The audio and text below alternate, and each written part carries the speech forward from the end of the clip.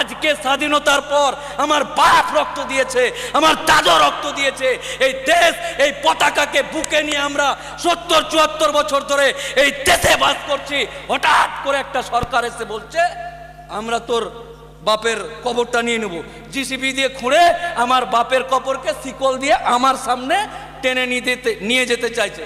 JCB, কবরস্থান, বাপের কবর, যেই বাপের ঔরসে, যে বাপের জলে তৈরি হয়েছি, আমার বাপের কবর আমার সামনে জিসিবি দিয়ে খুঁড়ে চেন দিয়ে টানতে টানতে নিয়ে যাচ্ছে।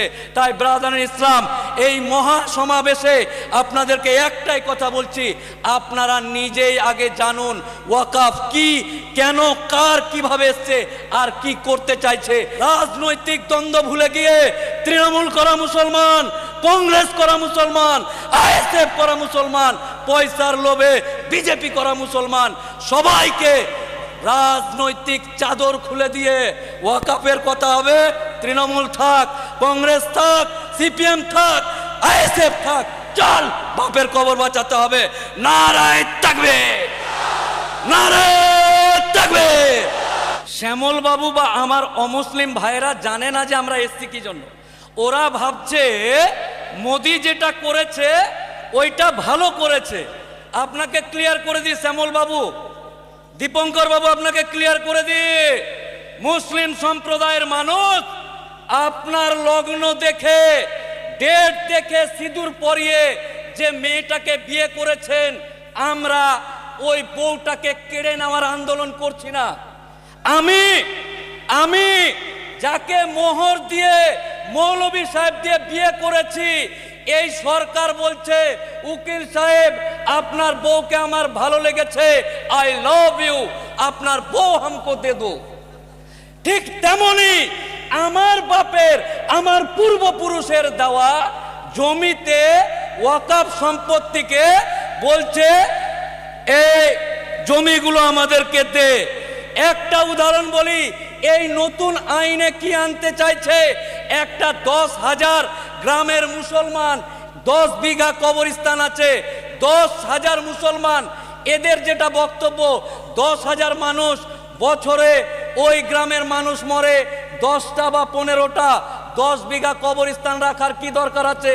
মুসলমান সমাজ, আমার বাপ দাদুরা নবাবের ছেড়ে যাওয়া বংশধর, কবরস্থান নিব চাচাজি, আপনার জমি অনেক আছে, আমাদের এলাকায় কবরস্থান, যে কবরটাতে মাটি দিই জল উঠে যায়, আল্লাহ আপনাকে সম্পত্তি দিয়েছে, কবরস্থানের জন্য জমি দেন।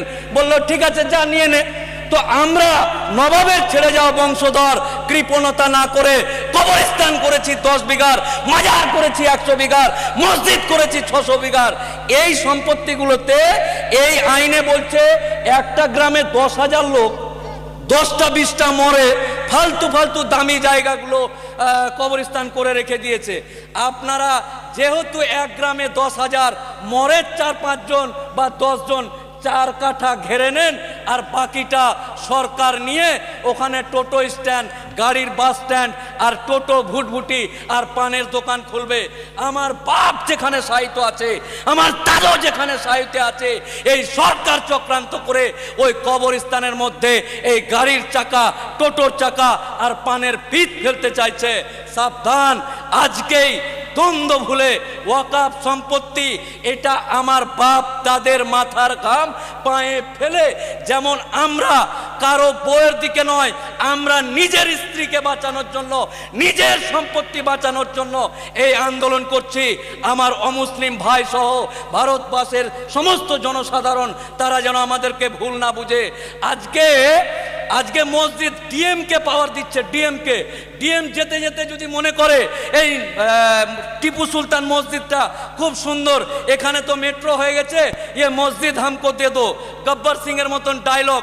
মোদির লোক, এই সরকার বলতে চাইছে এ কালিয়া এ হাত মুঝে দে দে।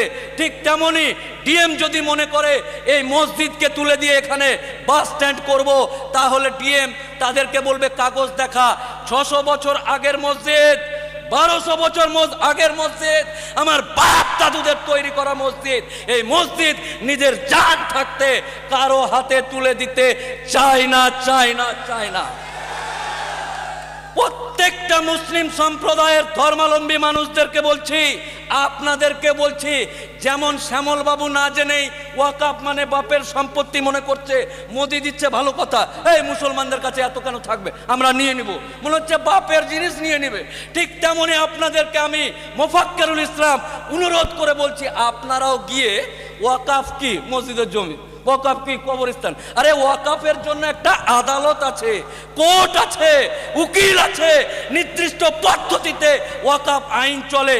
আজকে স্বাধীনতার পর আমার বাপ রক্ত দিয়েছে, আমার দাদা রক্ত দিয়েছে, এই দেশ, এই পতাকাকে বুকে নিয়ে আমরা ৭০-৭৪ বছর ধরে এই দেশে বাস করছি। হঠাৎ করে একটা সরকার এসে বলছে আমরা তোর বাপের কবরটা নিয়ে নেব, জিসিবি দিয়ে খুঁড়ে আমার বাপের কবরকে শিকল দিয়ে আমার সামনে টেনে নিয়ে যেতে চাইছে।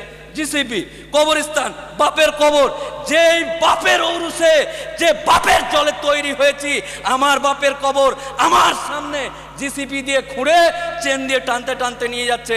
তাই ব্রাদার ইসলাম, এই মহা সমাবেশে আপনাদেরকে একটাই কথা বলছি, আপনারা নিজেই আগে জানুন ওয়াকাফ কি, কেন, কার, কিভাবে এসছে আর কি করতে চাইছে। কারণ আমার চাস্তো ভাইকে জিজ্ঞাসা করছে শ্যামল বাবুর ছেলে দীপঙ্কর, কলকাতায় কি হয়েছিল রে, ওয়াকাফ ওয়াকাফ ওয়াকাফ, হ্যাঁ আমিও জানি না, তাহলে নিজেও জানে না, ওও জানে না, ভুল বার্তা যাবে। তাই আমরা আগে জানবো ওয়াকাফ কি জিনিস। আগামী দিন যে কোনো রাজনৈতিক দ্বন্দ্ব ভুলে গিয়ে তৃণমূল করা মুসলমান, কংগ্রেস করা মুসলমান, আইএসএফ করা মুসলমান, পয়সার লোভে বিজেপি করা মুসলমান, সবাইকে রাজনৈতিক চাদর খুলে দিয়ে ওয়াকাফের কথা হবে। তৃণমূল থাক, কংগ্রেস থাক, সিপিএম থাক, আইএসএফ থাক, চল বাপের কবর বাঁচাতে হবে।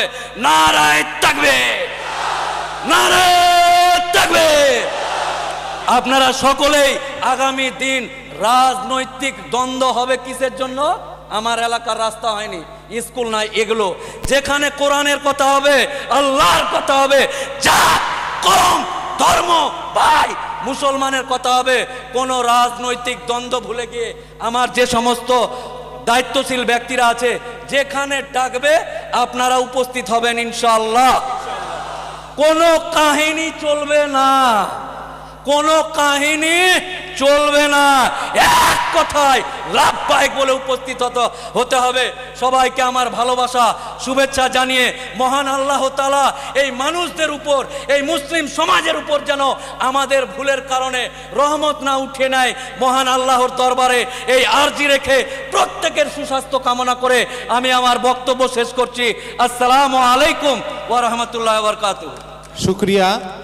আমাদের মধ্যে এইমাত্র উপস্থিত হয়েছেন কলম পত্রিকার সম্পাদক এবং রাজ্য মাইনরিটি কমিশন